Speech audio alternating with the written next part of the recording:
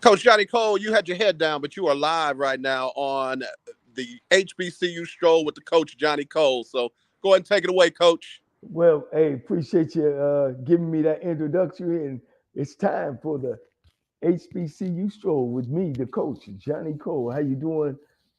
Man, a lot of things been going on.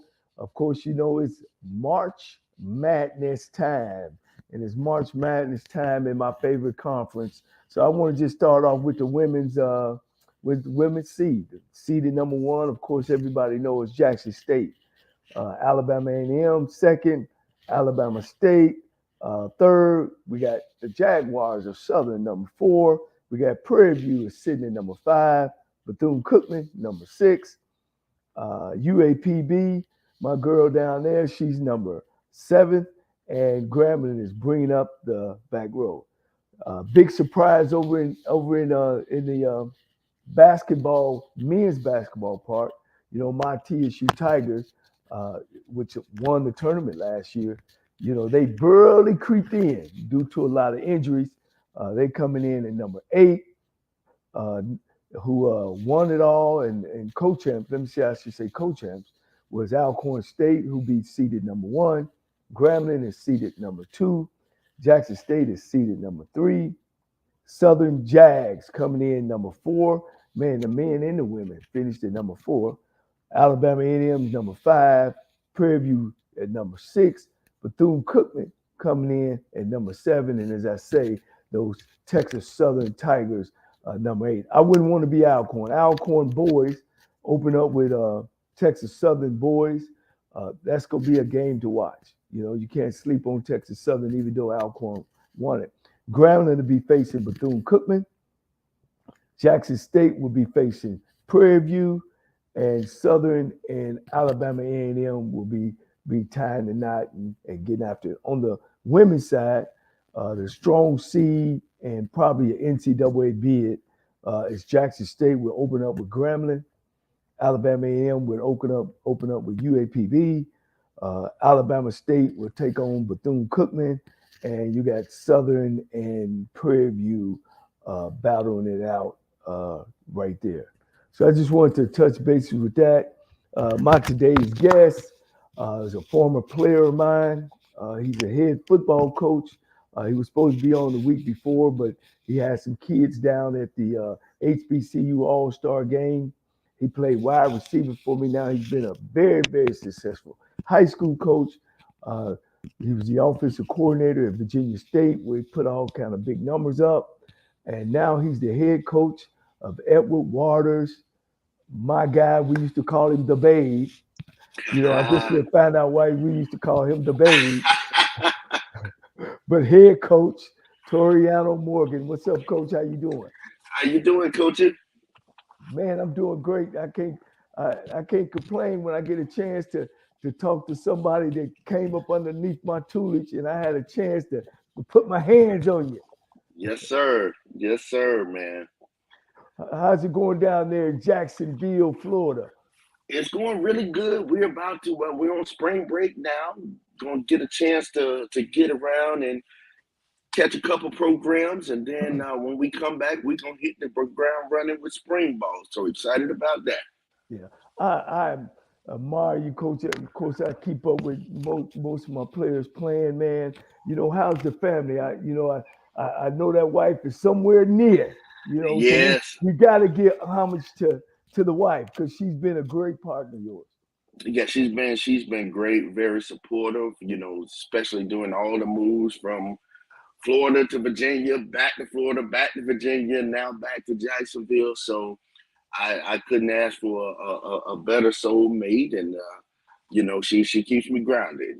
Well, I don't know, think people understand this profession because it's hard. It's hard on families, and Hmm. I can't say enough about you and her partnership because it takes a strong woman to continue to load up and pack up and move. I know I've moved almost, I think in my career, 12 times uh, uh, in a 30 some year span. So that's almost every 3 years you're moving. Right.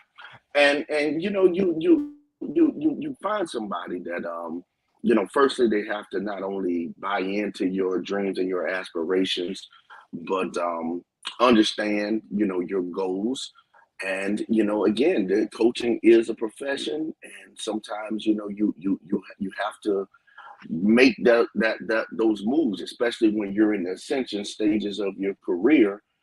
You do well, you're rewarded with another opportunity, and oftentimes that opportunity might not be in that same state, and you just have to have the right person with you to support the vision and the dream. And Yeah, I've been blessed to find that. yeah, right. How is the kids doing? He's doing good. So he's actually in spring football now. So Oh, they're he got his first full pad practice tomorrow. So gonna rush back down to check that out, and just kind of being able to watch him come along and grow in the sport. And he's got it. And when I tell you that, when I say it, I'm talking about like the love and the passion for the sport. He gets his grade. So I couldn't ask for a better child. I know everybody probably says that about their child, but he's with me every step of the way. He's there on the sideline, he's there at practice, and then just to kind of watch him be able to get out and model what he sees is is, yeah. is a great opportunity. Yeah, I like to really, when I talk with head coaches Toriano, to make sure that that part of their life and their career is important. To make sure. But man, it's all about you. Was it being in coaching? Did you ever fathom that you would be a head coach now of a college? Well, it was always a dream of mine. I got a chance, and I'm not just saying this, coach, because I'm on your show, but to sit back. And when I was in college, and some guys, they have the aspirations of the 15-year career. I wanted to be the head coach of a HBCU. And that was a testament to you and of course Coach LC. You coming up as the offensive coordinator, just to kind of see the type of operation and program that you guys were running and what you instilled in us. Made it definitely worthwhile. So it was definitely something that wanted to get into. So when I was blessed to do it, it was something awesome, man. Well, I want you to know that you're a hot name now. You're a hot commodity. You went into Edward Waters, and you took over a losing program. Coach Ruffin before you done a lot of great things to build the foundation. And as we talk about not when you come into a bad program, people want to tear everything down. You knew better to build off of what he started. Absolutely. The foundation was there, and I kind of came in and caught the momentum of it. Moving from NAIA to NCAA Division Two, moving into the SIAC, which I know you're very familiar with. So I caught the momentum. At the right time, was able to put together a great staff, and we're excited about what's going on. We knew it was going to take time, so I appreciate the administration for them understanding that Rome wasn't built overnight, and we gotta put the work in, roll our sleeves up and get the sweat equity, and that's what we're doing, and we're excited about the future and what's to come. Yeah, yeah. Well, without a doubt, you guys finished in the middle of the pack. You finished strong at the end of the year. I had a pleasure watching y'all play. Uh, you Right. know, and one thing that you're good at, and you're known at, and I love it, is that you can dial them up. You the offensive coordinator, and you dial the plays up.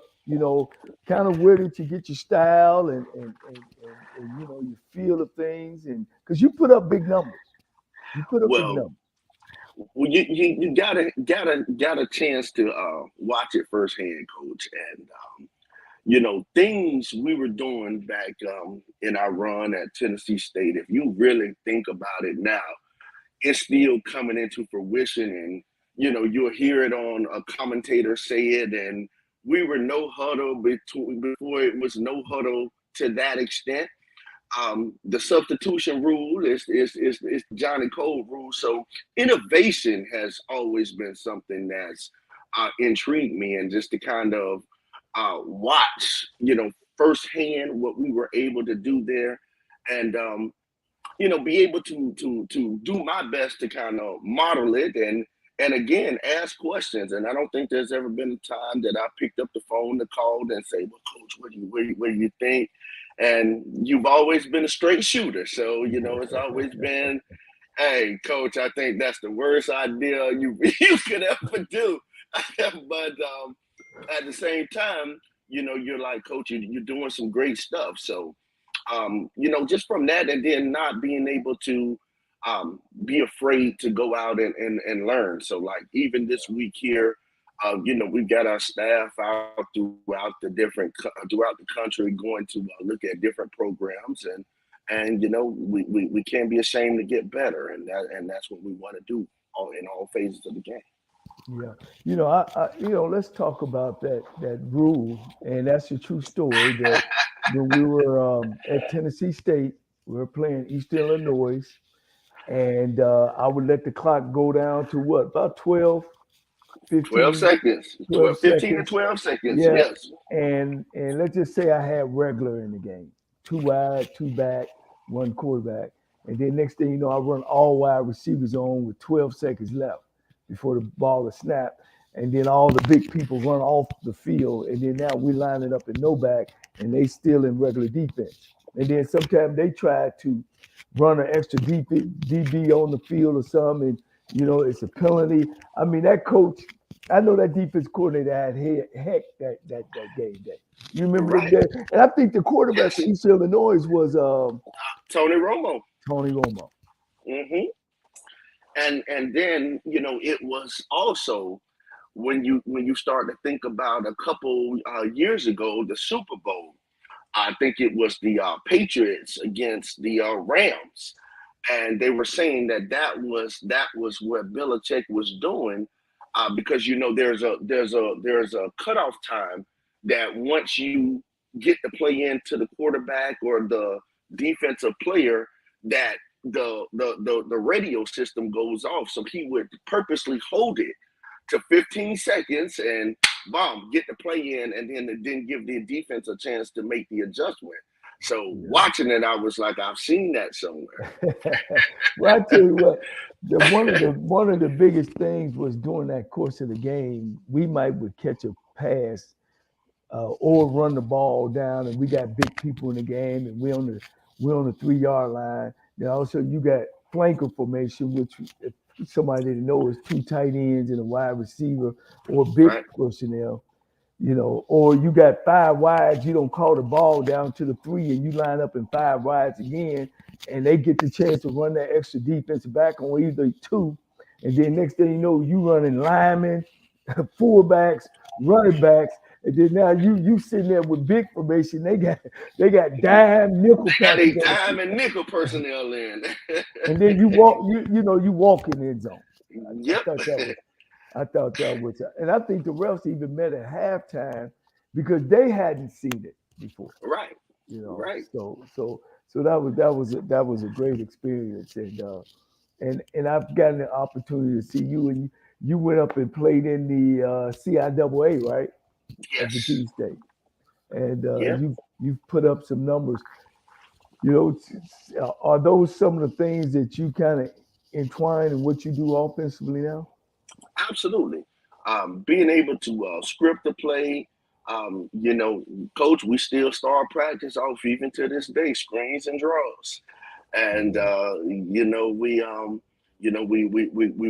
want to make sure that's incorporated into it, and that we understand conceptually what we're trying to do, and we set the goals, and just the kind of the same mantra in which same mantra in which I've learned it, and you gotta be a special kind of excuse me for a lack of better term, but a fool to go away from something that you know and you've seen work. Yeah. So so when you've got the opportunity to see it, you kind of get a foundation of what works and what didn't. And I appreciate you because I know you probably had to have tried some things and maybe they weren't a good idea. Yeah. So Yeah. I appreciate I appreciate you for taking that ill so I don't have to. But the innovation part has always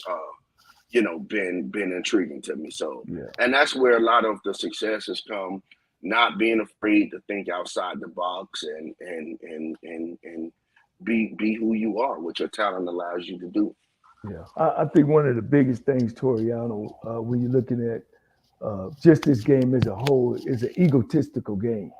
And I think some coaches get off into, I'm this and I'm that. My thing has always been, where can I find the edge? Where am I good at and where am I weak at and where they're good at and where they're strong at? And a lot of what I think coordinators should do is not just going there with this. This is what we gonna do. We're a throwing team, so we gonna throw the ball, and then not give the defense some credit of what they're strong at. What is your thoughts? Well, I think firstly, as a coordinator, offensively and defensively, your offensive coordinator and defensive coordinator have to be in sync. To not have them be able to kind of communicate during the game with a true honesty, that's counterproductive, I guess, to what you're trying to do. So to kind of get back to your question, one of the vivid conversations that I used to have, at Virginia State was with our defensive coordinator. He'd come on the offensive side and say, "Coach, I got him. I kind of got him figured out. So listen, if you want to be a little bit more aggressive, go after him. I got him. We can hold him." So, and I think that just goes to playing to your strengths as a whole. And often times, there were scenarios in my coaching career where they're like, "Coach, I need a 1-2 series to figure this out, and if you can get us on a drive here, I'll get it figured out." So I just think it's the the most important piece is the communication that you have in game and understanding what you're trying to accomplish, not just as a good offense or a good defense, but as a team, and making sure everybody's on the same page. Coach, I'll talk about some of the things that I look at. Tell me how, or when you're looking at film with your super offensive mind, how much does their personnel, the defense's personnel, tell you what you're going to do? Coach, that's the first thing I'm looking at is where Scooter and where's Dennis when we can exploit a matchup, or how we can what formations are favorable to us to give us the opportunity to exploit certain matchups. And we want to get our guys the ball. You like to think that you did a great job of recruiting. So the guys that know what to do with the football, you want to get it into their hands. So once we do that, we look at our script. What we'll say is our 20-play script, 15-play script, whatever we're calling it, and we actually count out how many times our dudes are touching the ball, and making sure that early on in the game that we're getting them the football to kind of set the tone as far as being able to be productive. For coaches, former coaches, present coaches, I want to make sure they didn't hear just what you said. You said, make sure, well, I'll just put it in my terms, make sure that my playmakers are getting the football. We just not out there calling plays. We calling plays towards our playmakers. Correct. And we also, with formations, we're putting them in in those positions to get the ball, whether it's motion or whether it's a lineup. Is Correct. that No, and that's it. You can get the same guy, the same ball on the same play, but make it look 5 or 6 different ways. yeah, yeah. And that's just where the innovation of getting him. The starting point is where he starts. The finish point is where he touches the ball. So how do we get him to where we want him to be, touching the football? That becomes the question. So you know, You it's know, it's. one of the great things, I don't mean to interrupt you, Coach, but Oh, one you of the good? great things about our team back at Tennessee State is I had so many players. Yeah, You know, we played so many. I mean, we probably played 5 backs, and right. everybody bought in, and because that's important. We'll talk about today's player compared to then. Uh, that everybody is involved in the game. Right. And I think everybody understood their role. And when you go back and you look at, I guess from our era, the use the Bulls, the Chicago Bulls as a example, everybody knew the game on the line is going through Jordan. But it was going to be Paxson and Kukoc spotting up, shooting a three. We Right. knew Rodman was getting the rebound. So I think the buy-in is everybody understanding what their strengths and their weaknesses are. And it translated over to football as well, man. We knew who the screen guy was. We knew who could catch the ball out of the backfield. We knew, listen, we're going to put Butterfield in this slot, and all 4-2 of him is going up this seam, and you Right. don't have an answer for it. And we knew we're gonna put C Love on that dig right behind it. So Right. it Right. was, it, Right. it was, Right. it was being able to assess the talent that we have, but maximize what everybody's strengths and their opportunities were to be able to be successful. Yeah, yeah. You know, people often, when I'm talking now, of course, I'm not on the sideline, but I deal with kids. I worked in the school district now. Well, kids are different. Kids are different. Kids are different. And I get that. I mean, I wouldn't say they're different. I think they have more options now. Hmm. You know, and the thing about it to me is, and I always tell people, well, football is a team sport. You know, Right. it's not an individual sport. And don't get me wrong now, you need some Jimmys and Joes. You Mhm. know, you need some Jimmys and Joes. But I think it's very important that you get everybody or at least try to buy in to the program. I think that's very, very important. And I think my brother LC done a great job of that, of getting our staff to buy into what we were doing. Right. And I think that's where it starts, Coach. When you're a player, you can look at the staff and you can tell the cohesion or the lack thereof. And Mhm. if there's not that cohesiveness, I don't know how you can expect it from a team. But the one thing that I guess we're dealing with now that wasn't as prevalent back in our day, and just talking about my era, growing up as a player, all the way through coaching. What we're seeing now is a lot of these young men that are jumping into this transfer portal, ultimately have gone to 2, 3 high schools. So it's that mantra. If it doesn't work out my way, then I'm transferring. Whereas it was more, you got to earn your keep at this particular. You literally got to beat this man out to win this position.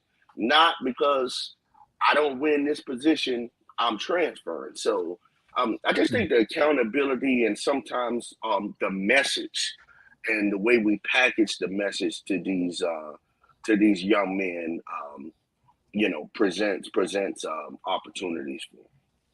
Yeah, and it's so important, to get these kids to buy in. And I think the thing that some coaches don't understand is you coaching the kid underneath the helmet. Mm-hmm. You know, when I go and watch a team or I come out and watch, you know, I'm looking, is the socks the same? Is the shoes the same? Is it a towel? Is it a rag? Is how are they cohesively dressed the same as well?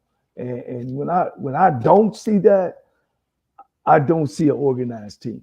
You know, Right. when I see one coach shirt out his pants and a hat tilt to the side and and a lot of these coaches, Toriano, they get away from coaching talent. Right. You know, and the thing about coaching talent is get out the way. Mm-hmm. The only thing you got to deal with coaching talent is make sure he's at the meetings on time and doing what he's supposed to. You Yep. know, Make sure but you don't mess it up. but right, but the coach to me is the one who can coach and don't have as much as talent, but he got talent in different places. Uh, and that's important, if I'm talking to some coaches, is that, all this, I'm a player's coach. Well, my philosophy is I'd rather a player respect me first and then like me second. Because he understands that I care about him and his well-being because it's going to be life way after football. Correct. And coach, you're right. And the fact that we're sitting here having this conversation is a testament to that.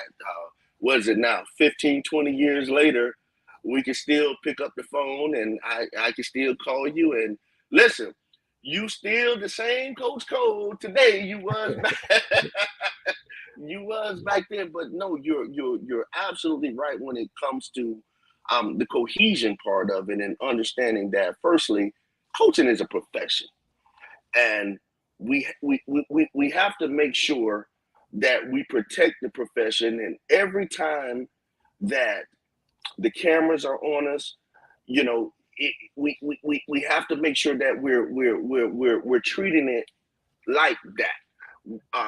Unfortunately, and I guess it's an unfortunate thing, but at the same time, it's a fortunate thing. The coach has oftentimes more influence on a young man uh, than anybody in his life.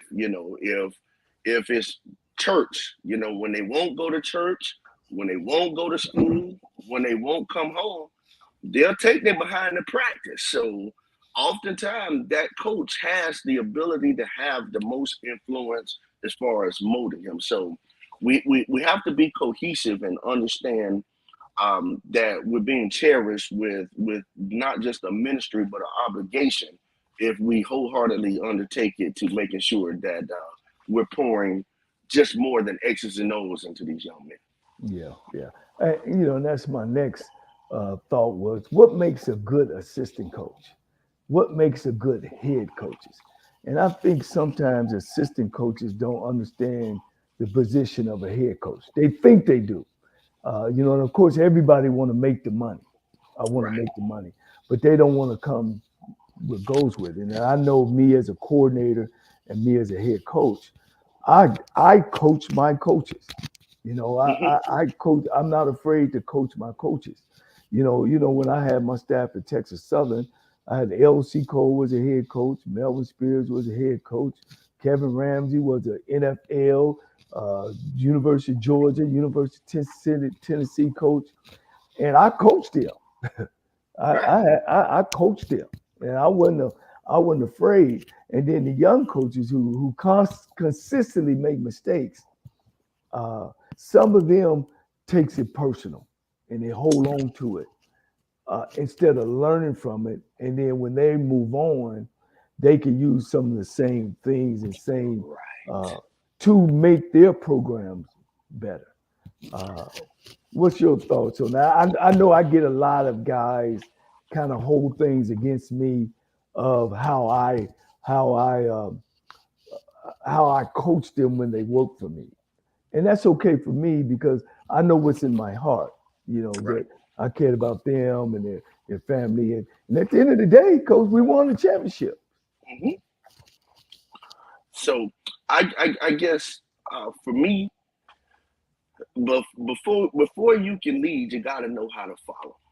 And um, as we loosely use this term that floats around now, servant leadership. I didn't realize how much better of an assistant coach I could be until I had been to Dillard, been the head coach there, and then came back to Virginia State and worked with Coach Barlow. Because as a head coach, you got your eyes in so many places doing so many things. And so oftentimes you have that thought, man, why doesn't he just know to do this? Why do I have to tell him? So it gave me a perspective of when I ever got back to being an assistant coach, which was with Coach Barlow, that I was like, I kind of know now what I expected of me, and I didn't want to short him on anything. So, and it's always coach, like you said, coaching coaches, especially the young coaches. They don't know what they don't know oftentimes, and then oftentimes, like you said, coach, it's never personal. Right, We're trying to accomplish a common goal. So oftentimes, it's not disrespectful, but you can't be afraid to have the tough conversation. Listen, if you're not doing a good job, you need to know you're not doing a good job. So, right. Man, and coach, I look, I remember my days with you, and you was a kid that had a lot of heart. Wasn't as talented, but smart, hungry for the information, and you got better. And you were young, and I remember I was on you. I was on you hard, because one of the things that I can remember about you, and we've never even discussed this, was you. I ain't gonna use the word idolize, but you really looked up to the guys that were in front of you, which you had reason to, because Corey, Butterfield, Hall, the wideouts we had they were pretty good, right. And here's the thing that I would give advice to a coach or a position coach especially is don't let the guy that don't play just come to the meetings. You remember when I used to put you on the spot? Yeah. Because I wanted Yes. I didn't want you to get lost like, oh man, I ain't playing, I'm gonna sit. Because that's why about the portal, and I'm saying this about the portal to kids that want to jump in the portal. A lot of things take place in 4 years, and you're sitting there, you're looking at this All-American in front of you, and boom, boom. Then next day, next week, he get in trouble doing something. Now it's your time. But if your mind and head ain't there, then when you get your opportunity, it ain't gonna happen. So I made sure, Toriano Morgan, Coach Morgan, that you just wasn't coming to my meetings, sitting in my meetings saying, well, I ain't gonna play, I'll learn it tomorrow. I made you learn it just as good as they are. And I can remember that you knew the offense. You knew you could jump in there and play. And I remember you put me on that board, and you used to say, no, don't learn no route. You better understand the entire play. And now this was funny. I remember I came in and I drew on the board. I drew X's and O's. He was like, you said, no, those people got names. I didn't know if you remember that. Yes. Yeah. No, I my philosophy, coach, and you know it, is I coach the guys in front because I believe, and I learned that from elementary school with a couple of my coaches. You know how they put people in front. You line 1, 2, 3. Everybody else fall in line. Right. Well, if I'm coaching the leader number 1 and the leader number 2 and the leader number 3 and coaching them hard, the guys behind him know, man, this dude, he coaching the best players. And I see that a lot in high school where the coaches do not coach the best player. They let him kind of do his thing. And I think it's so important of organization and keeping your team together. Why I want to be on a guy so hard in the back of the line and then let the guy go in the front. But of course, I was just telling you, I knew you was back there, but I coach you just as hard as the guys in front. But I seen the potential. Yes, sir. And the thing that these young men need and they want when they come to practice, they want to be instructed. They want to be coached on the field and off the field. In a lot of instances, we're the only male figure that they have in their life. So, them being able to know this man cares about me, this man really wants me to see the best out of me. That means a lot for them because I make it a point, coach, to make sure I tell the entire team every practice that I love them because I know they probably not hearing No, no, no, no, no, no. I one of the things that I do, and it's funny that we're even talking about having a man in the house. Statistics show that most kids that's raised with a man in the house or by a man have a less chance of going to prison. That statistics show that. it. Not saying that you don't need a woman and a woman is not important because we all come from a woman. Let's Right. get that clear and let's get that straight. Uh, but one of the things I always used to tell my players, because 80% of them grew up in a home without a father, and I used to say, "Where's your father at?" Or I wouldn't allow them to say, "Oh, my father ain't never been around," or my mom raised me, because somebody helped bring you here as well. Go find your father. Go talk to your father. You never know. Kids should stay in kids' place and not an adult place. And Right. and I know of, that you don't know what happened between your mother and your father. Right. You know what I mean? Give him a chance. Find out. Go talk to him. Go find him. Make him be accountable. And if some guys that don't know where their dads are or have that attitude of, oh, my father's, go find him. Go find out what happened to him because it's tough and it's always been hard on a black man in the United States of America. Right. And coach is saying something too because a lot of times and this is when we get back to the dialogue about it's more than X's and O's. Once you peel back the onion and you find out why this young man is acting out the way he's acting out, if he does, you're able to get to the core of it. And what we oftentimes find out, the young man's feelings has been hurt. Um, he's been failed by adults, and he just doesn't know how to say that. So oftentimes his temperament or the manner in which he carries himself is a cry for help.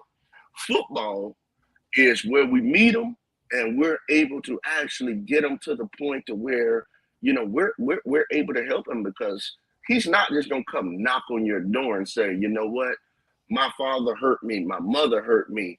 You get the chance to kind of get to this point by this great game of football that Yeah. we so passionately love. Yeah, I mean, I've had experience where a kid just avoided me all the time, Mm-hmm. and I had opportunity to sit him down and talk with him, and he just said, "Coach, you just a bunch of words. You just when I hear you, you just coaching, you just motivate us." And as I got to talking to him, he was from a single mom, and of course, she dated this guy, and he came to the house, and they had arguments. She dated another guy, and dated, and he started from a kid. So what did he learn? He learned disappointment from men that Right, comes in, date his mother, the next thing you know, they don't work out. Come in, date. That's why it's important, and I tell my daughters that it's important that who you date and who you bring around your kids if it ain't his father. And right, in saying that, at the end of the day, that was the biggest thing. He had a wall up that saying, "You gonna disappoint me too, coach. Yeah, you just mm-hmm. telling me something, but you really don't care about me, the person. You just Right, you just doing your job." And and, right, and, and coach, that's what I love about historically black college and university athletics. Black men are there coaching these kids like they're their own sons. And that's yes, why my sir. hat goes off to you and all the other head football, basketball, softball. coaches in black college. Yep. And one thing, on our staff, we have a rule, and it's you can love them hard and you can coach them hard, but you can only coach them hard if you love them hard. But if you coach him hard, he better not leave that locker room before you go back to him and help him understand what, not your tone, but what your message was, because he can stay home and get cussed out and told that. This is college. Yeah. we're here to make them better. So we that's one thing we all oftentimes make sure that we take pride in, and that's just the reality of it. Yeah.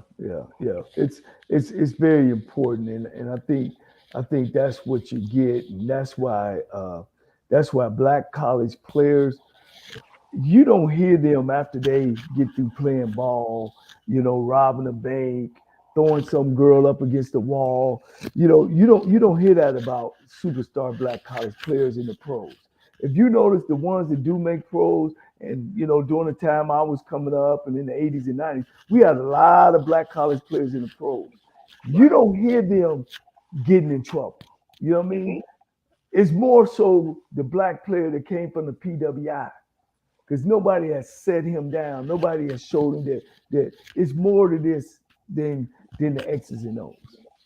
And that's the reality of it. And oftentimes it's just my first encounter with HBCUs was the Orange Blossom Classic. Coach, I went to see FAMU play North Carolina A&T down at the Orange Bowl, and I was amazed.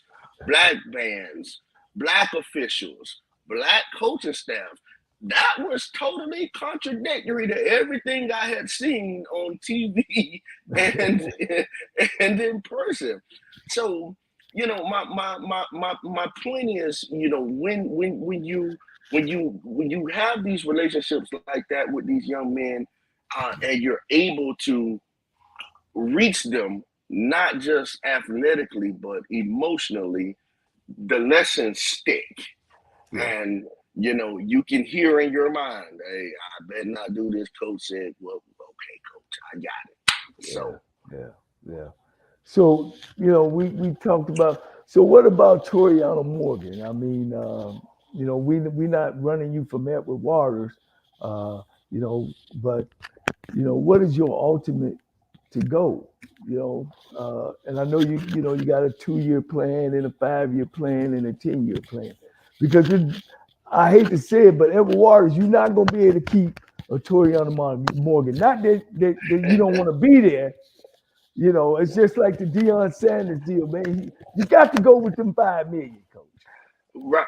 I hope I don't rub nobody the wrong way, but I think that the Dallas Cowboys are really prolonging their winning because they waiting on me to come. They're waiting on me to come show them the way. But no, coach, I just want to continue to get better, um, be a significant fixture in these young men's life, and where it takes me, it takes me. But as you said, I'm happy right now, so I want to put that out there. But coach, it's one of those things. Where God leads me, I'll go. But ultimately, it's to be the head coach of the Dallas Cowboys. Put it out there. Well, I know you probably saying, Coach, okay. look, coach. I've seen you as a 7. I've seen you as an 18-year-old. Look, I couldn't shake you. I would be. I couldn't shake you. At all. I couldn't shake you, coach. You could run the heck out of that Ohio route. You could Yes, catch it sir. and keep your feet in. Yes, sir. All right, coach. So I'm gonna let you put me on the spot. Give me your favorite Johnny Cole story. Ooh, woo. Okay. So I have this great idea is that I was gonna come into your office and explain to you that I knew the offense just as good as you did, and you put me on that doggone board, Yeah. and you asked me to draw up the play, and this is where the prerequisite to was don't teach me the route, teach me the entire play. Right. But you didn't tell me that I had to draw the defense that was gonna be up against too. And so you sat there and you didn't say anything. And you said, okay, well, you're done. You say, listen, if you ever come in here and decide that you're going to tell me about this play, you better draw the whole play and the defense up. He said, you might know it good enough just to be you, but you don't know it good enough to be me. I'm the hobo, baby. What you want?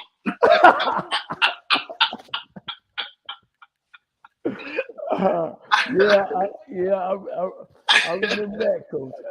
Hey, look, every challenge I've done, with you guys, I gave y'all guys homework. We would come Yes. back. We would go over the homework. We would make sure that everybody knew everybody's position. And that's how you were able to get on the field. Uh, Coach Morgan got. Here we go. Yeah. Hey, and I think we were sharp, Coach. We were sharp. Everybody, like I said, kind of bought into what was going. How's your team now? You going into your second year, right? I'm going into the third. Going into Yeah, third. third year. I'm sorry, your third year. And you got some of the kids back. Do you got most of your kids back for the third year, or you still kind of getting your recruits in? No, we got them back, and then we added some pieces to the puzzle. We got a young man at quarterback we're excited about. Running back as well, so solidified, and we invested heavily year 1 and 2 in offensive line, so we got them back, and then we got the defense worked out yesterday. So this year, so we're really excited about these young men that we got coming back, coach, and we think they can do some really really special things. And we're just excited, man. We just want to take it one practice at a time. So we get rolling here next Monday, and we're good to go. Yeah, real quick too, Coach, because I know how important too. Before we get off of here, is a head coach is only as good as his staff. Can you want to introduce your offensive staff and then go to defense because you got a new. Well, let's start with the defense because you got a new defense coordinator. Yeah, we ended up going with Mike Fanoga. So Coach Fanoga is been around, man, for a while. Had some really successful defense. We had the opportunity to work together at Virginia Union. He's been with Hal Mummy with that air raid phenomenon over the years. So he's won national championships. He's been at the University of Kentucky and just done some great things. So bringing experience and the organization that we're looking for as far as the defense is great. Right there with them, we got Coach Fred Alexander, who's an up and coming, phenomenal defensive line coach. We can't say enough about this young man.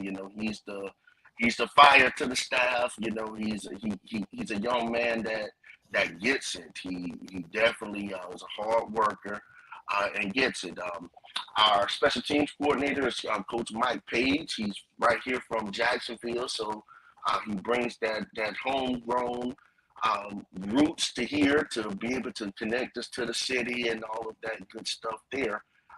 And he went to West Virginia, so we get a chance to you know bond with that aspect of it, and I guess move to the offensive side. And I guess I would be remiss if I didn't say that I work with a legend on it. Coach Brian Jenkins. He's our offensive coordinator who's done a phenomenal job.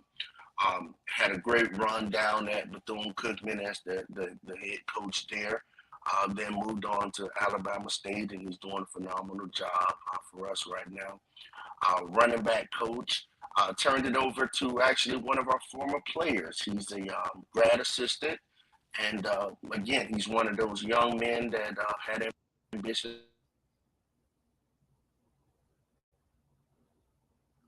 Coach kind of blinked out a little bit. He was introducing the staff, but I know they got a very good staff down there, and hopefully he jumped back on, having a little technical difficult. Let me see. Did I lose you?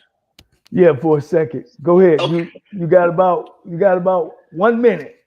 All right. So wide receivers, we got Coach T.Y. Conyers, and offensive line, we got another young man that actually played for me, Coach Addison Hayes. So I'm really excited about this talented group of guys. Yeah.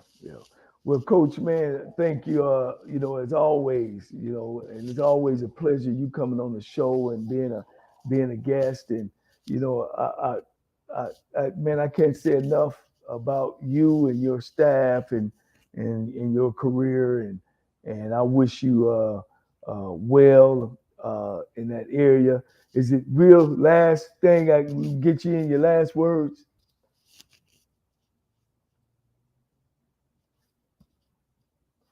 Coach is kind of falling off. Can you hear me, Coach?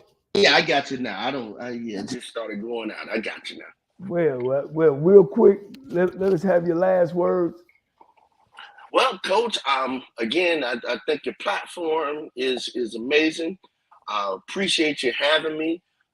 All the listeners out there that have probably never heard of Edward Waters University, hope we were able to turn you guys into some fans, something that you want to be able to follow. And again, just thank you, Coach, for everything that you've been to me personally, everything that you've been to college football. You have definitely molded some talent. Myself, Jimmy, Kenton, and we oftentimes, get together, talk about, just our great experiences and what you've meant to us as far as instilling in us, the roots of offensive football for us. So appreciate you, Coach. Well, I appreciate you again, and I'll be in touch with you. Still probably told you I was gonna get down there and make sure that I put my real eyes on you. But I know you're gonna be successful. Again, appreciate it. Tell Coach Jenkins I said hello, and I'll be talking with you. I appreciate you, Coach, for sure. All right, that's the show of the day. Toriano Morgan, head football coach, Edward Waters University. Check him out. Follow their team.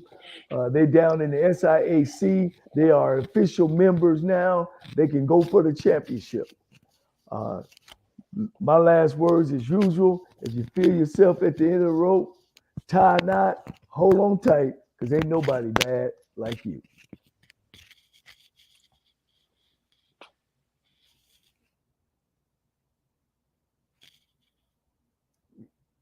And that is the show for the day. I'll see you guys next week with another special guest. I want to say thank you for continuing to follow my show. We'll be on next week, same place, same time.